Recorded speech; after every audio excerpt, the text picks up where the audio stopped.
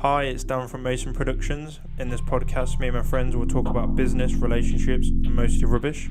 I would love for you to join me on this journey every Monday at 7 a.m, but only tell people that are down for the journey, no matter what happens.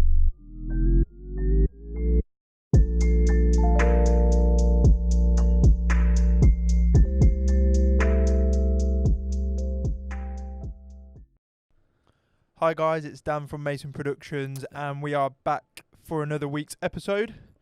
Oh, so I'm not allowed to introduce myself now? Yeah, I was just coming over to you now. Okay. Oh no, but now it's kind of past. Okay, Tyler from Mason Productions. You know who I am. Let's move. It's like you're gonna start going in rap. You know who I am. Yeah. I thought you were gonna start busting lyrics. You know who it is. Okay. Thank you for tuning in for this week's episode. I'm actually going to plug at the beginning because I've remembered. Like, comment, subscribe, give us a juicy like, because by the time that you've finished, you will. Oh no, that's. You really won't want to by the time that you finish watching. So this like now before it's too late. Yeah, like now, because by the time that you get to the end of this, you're going to be not wanting to talk to us. This week's episode is just actually a bit of a catch up on our mental health. Forgot to check the audio again. It's fine. I listened to it in between. Not just then, the time before. It's okay. Okay, right, that's all good. It's all right. Yes. We are going to talk about mental health. Just an update. It's mental health checkup. Not just on us, but on you guys. On you guys, yeah. It's a checkup. We said that we was going to do this. Yeah. We're checking up. Tyler, do you want to kick off, or would you like me to kick off? I can kick off. Sure. Me, mentally, I'm doing all right, actually. You're doing better. I'm doing better, yeah. A lot better than the last 6 months, I would say. Well, let's say between 6 and 8 months, this is the best that you've been for a while. Mentally, I'm coping I've put things in place that helping me cope with certain things a lot better than I thought. I don't know why my voice just broke then. I heard that. Do you want to? Do you want to touch on that, or you don't have to? If it's something that's private, then you don't have to talk about it. I think for this podcast, I'll leave my private life out. I'll put some, but little things like because you guys, as you guys may know, I work a lot long ass shifts. You work 12 hours, which don't help. I work 12-hour shifts, and then I have to come home and cook my meals because I, as we said before in the fitness one, I'm trying to hit certain goals for calorie intake and protein intake and different type of nutrition. You know, focusing on that to make sure I'm performing at my best, not just at work but in the gym.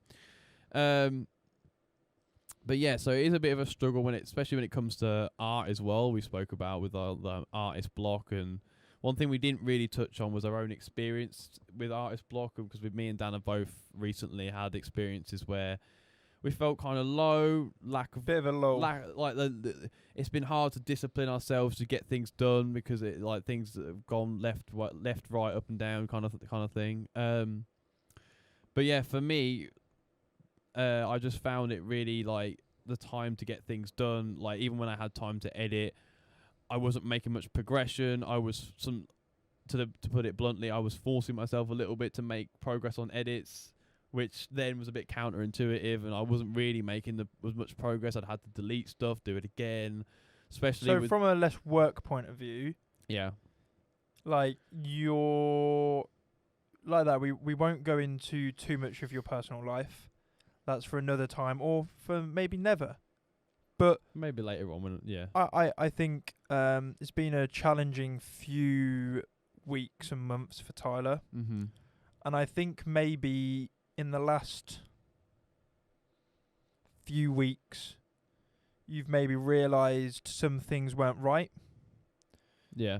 You realised that you were not being the best version of yourself. No, absolutely. And I think you, like what you've said, you've now transcended into my true.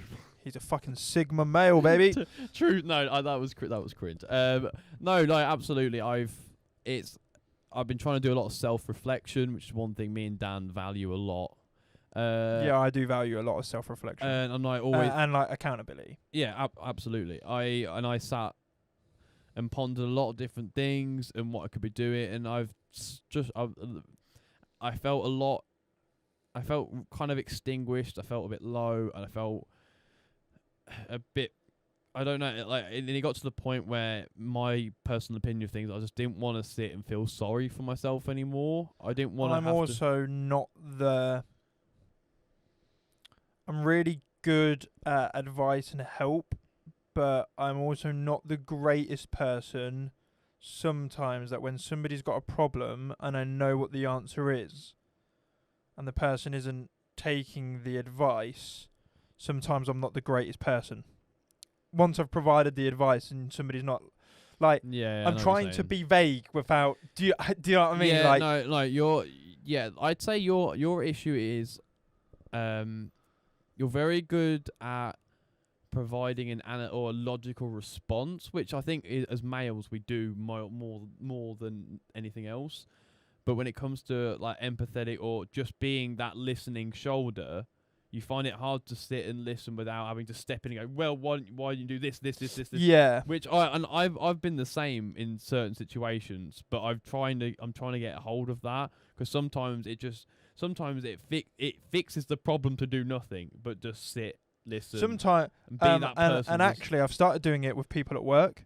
Yeah. I say to them, "Is this a conversation for me to fix something, or is this a conversation for me to sit and listen?" And it sounds really childish that I can't distinguish. No, but it is they'll hard go, sometimes. "Dan, I just want you to sit here and listen. I don't want you to say anything." And I go, "Okay, cool." Sometimes I find it really difficult, but I sit there. And then sometimes they're like, "No, I want you to wade in with your opinions." Yeah. And I think, and I'm going to definitely do this with you, is basically be like, right, you're going to bitch and moan. Do you want me to provide solutions, or do you want me just to sit here and be quiet and let you rant about something? And then once you've ranted about it, if you want my opinion afterwards, then I'll give it. Yeah. In a maybe, but my issue is that I, going to get soppy here, I really care about Tyler. And I do love him like a brother. So therefore, when Tyler is upset, I get on the defensive and want to help. Yeah. And I want to, well, you should just be doing this then, because that's going to help.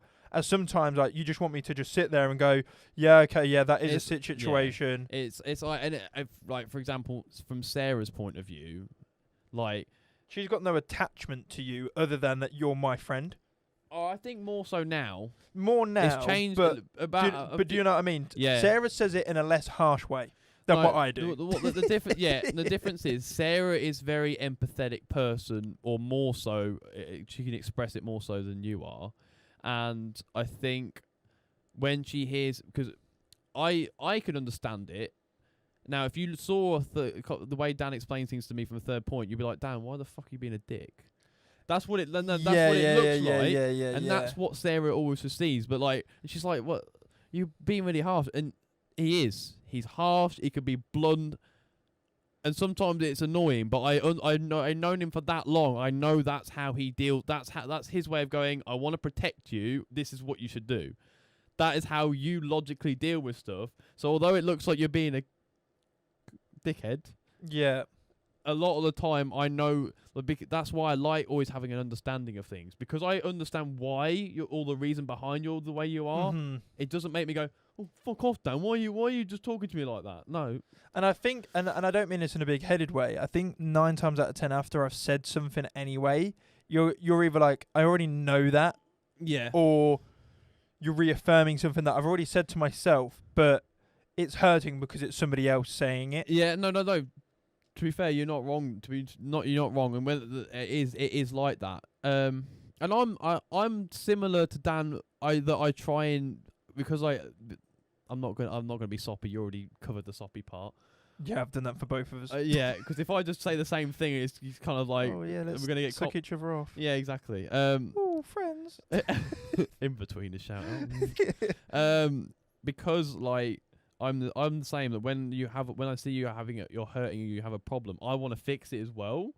But on the same token, I can also analyze when you a little bit more than you, that I know that when like you're very obvious in your face when sometimes you just want to bitch or just blurt out crap that you're pissed off about, where like I know that like in my heart, like, it's not going to benefit me if I try and go, Dan, do this. Yeah, and I'll be like, no, Sometimes, like when we've had talks where you've had in your past when Dan's had like his relationship shit, we'll sit there and talk in the car, and he'll just rant and go on about shit that I know emotionally he needs to get out because we talk to each other and I knew that, like, I know when you need that. So like, and there's also times where like you can tell where I'm like, I'm saying this for you to either go, yeah, Dan, you're in the right, or no, actually, you're actually not. There's really. 3 reasons you talk to me. 1, you need to get shit off your chest and you want to like be open with me, so I won't judge. Yeah. 2, you want my advice, or like you want me to give you my opinion and my thoughts on stuff. Or 3, you basically want me to tell you if you're being a dickhead or not. Yeah. Which you have done in the past. Yeah. And that is, but I think that's why it's important to have that type of kind of like relationship with. Oh, now this makes everyone's gonna think that we're gay now. We're the new KSI Simon. Oh yeah, no, low key. Anyway, so we've gone off a little bit, but it doesn't really matter. It still ties in. But overall, some of the things I'm putting into my mental health is like my gym. It's become a big passion. I mean, it's a passion, but also I want to, for my own health benefits, and it's great for the mind to work out, and it relieves stress and everything like that, and as well as my progression where I'm getting to a point in my fitness where I'm stronger, I'm happier, and I'm building a physique that I'm like looking. You're happy about. Yeah, I'm looking at myself and going, right, I'm really getting there, and it's getting to the point now where I'm really quite disciplined in my gym. Like the amount of times I wake up and go, I'm not going, and it's kind of like I go into autopilot, autopilot and you're like, and go, right, no, get you changed. are going, Yeah, get your stuff ready. As well as like meditation, I've been trying. That has been my biggest struggle because I sometimes get bored. Mm-hmm. But I know how beneficial it is. Like sometimes, like if I can't do it at home, sat down, I'll go on a walk. Walks are really, really good for that. Yeah, no, definitely. But overall, that type of thing has benefited me. I mean, my mental health has taken a bit of a hit on my artwork, so my mental block. I think it's hindered me on some of my creative style or like being able to progress my skills. But overall, I'm starting to get to a point where I'm making strides forward, which I have to sit back and go, I am proud of myself for that, because I know I can be harsh on myself for it. But what about you? How are you coping with things over the past couple months? How do you think you're doing? I think I'm doing well. Like that, I think there's always stuff that I could improve on. I've got better at sort of not bottling stuff up, snapping at people. Mm-hmm. I've tried to actively sort of, get past that. Routine has changed again. Mm-hmm. But my routine has changed because in a positive way. Like, I'm not going to lie, it's like 3:20 in the afternoon. I'm fucking knackered. 1, I do this every year. I don't take any holiday for the first 4 months. Yeah. I try to get to April without taking any holiday. But you don't realise how mentally burning out that is, where you literally have Friday evening, Saturday, Sunday, back to work Monday. Yeah. And having no holiday from December all the way until April. And some people are like, oh yeah, well I'd try to do mine until... I'm just letting you know that this is how I feel. Absolutely. So I've got a week off now. It's a little bit busy than what I would like it to be. Mm-hmm. So like tomorrow we've got a photography event, which is good. Wednesday and Thursday we're going up north to go see Sarah's uncle and cousins and auntie. Coming back Saturday I've got to go to my nan's to clear out some guttering. Mm-hmm. Sunday we're going to the races, but that should be a really good day. Get suited and booted and go to the races. Oh yeah, it's always nice to get nicely dressed. And then Monday I'm out shooting pigeons and stuff with a couple of lads that I used to work with. What will be nice. Yeah, that'd be nice. And then it's that thing of going straight back into work, as I normally like having a day where I do nothing. but that's just nice. a me thing. No, But the people that I'm going shooting with, I wanted to realistically do it this weekend. They didn't want to do it this weekend. They wanted to do it the bank holiday. But it's one of them things. Yeah. But I'm good. I'm not struggling with anything. Went for a little bit of a lull early January where I just doubted everything that we was doing at Mason Productions. Yeah. I thought that we were never going to get booked for photography events again. I don't know why, because December was a really successful month for us. Just for some reason in January, I don't know if it was that January blues, like Christmas, we got engaged and everything. So everything was high, then straight back to normal. I just got a bit worried that Mason Productions wasn't going to be successful. But then, as I did on my update, on what we did on the update podcast, we know that we're already busier and better than what we were last year. Yeah, absolutely. So we've come leaps and bounds from what we used to be like. Yeah. So, but no, I don't get me wrong. I still have days where I'm, as we say, grizzly. Days that I'm thinking, but I identify them and I tell people. Yeah. No, that is good to be open about it, and I think it's normal to have those types of days. No one goes 100% going, everything's gonna be fine. Blah blah.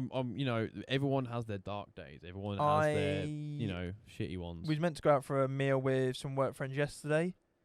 I just didn't have the social battery for it, so I messaged in a group chat and said, "Look, I'm gonna be brutally honest. My social battery, I don't really have one anymore because I'm that drained at the minute." And it was like, "Dan, that's cool. Don't worry. Well, that's fine." So I'm very honest with it now. Like the other day, Sarah's like, "Is everything okay?" And I was like, "I'm just not in a very good mood. I don't know why.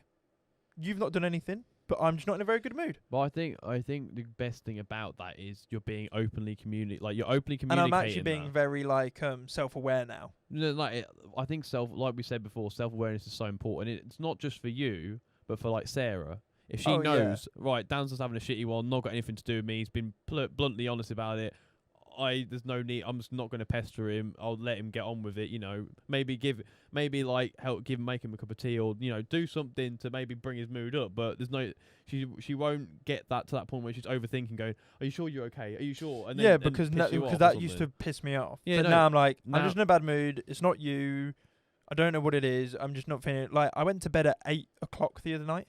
Yeah. Because I felt really drained, I felt really tired, and I thought, why am I going to make myself worse? I'm going to bed. But I don't know if that's because I'm getting used to my new routine. So we've got some nice new chickens. We've got 15 of them. Do you want to? Yeah, back. I think that I'm doing well. Yeah, good. I mean, I can see that. I am tired now, but no. But to be fair, I got a little bit tired, but that's because I had a coffee for the first time. Yeah, I think I had too many coffees. I only had 3, 2 of them being filtered, 1 being normal. I think I had too many coffees, and now I'm crashing. And I already crashed. This is why I don't drink coffee. I went through a stage where I didn't drink coffee, and I'm thinking I'm going to go back to it. Because now I'm really tired. I drink tea. Tea's nice, though. I love drinking tea, but Mike. I tried to steer off. You was talking. It's because it's basically I'm so conscious of breathing into my mic. I keep looking away, so I'm not. And I still think I'm doing it. We'll find out We'll find out in post. But we're all doing good. Yeah. Keep you updated if anything goes wrong. But hi guys, an update. I just thought of the worst then. Hi guys, update. Life's gone shit. No, I was thinking even worse than that. Yeah, update to the podcast. Tyler died. Oh yeah. Podcast is continuing. Just me by myself. It's just talking to the camera. I'm totally not looting my shit or anything. But no. But I said, I don't want to drag this on too long. But no, I think we're all doing well. That's gone on a lot longer than I thought it was going to be. Okay. Wow. But no, thank you very much. We're all doing well. We'll touch more. I haven't really changed anything. I just got a better routine, and I'm being more communicative about how I feel, what is stopping people being upset. Yeah, definitely. I mean, all the changes you're making are definitely for the better. You guys, If you ever need to reach out, just put it like any or comment or any type of thing. If you're feeling low, anxious, angry, or just let us upset. know that when we talk like this, it might help you guys. Oh, absolutely. We'd love to know if this feedback, checking up, giving you guys a checkup on ourselves is giving you any relatable feelings. If you feel, you can tell Dan is tired. Look at his head. He's literally slumped over to the side like this. Let me sleep. But yeah, if you guys need any type of support or just someone to message, our DMs, as always, are always open. We're always free to, we know what it's like, so to speak. I mean, we're not comparing ourselves to everybody. We're not comparing ourselves to But, everybody, but we've had our own battles and we're coming through the other side, hopefully. So thank you very much for tuning in to this week's podcast. It has been an update on our mental health. And please like, comment, subscribe. It's been Dan from Mason Productions. And Tyler from Mason Productions. And we'll catch you in the next one.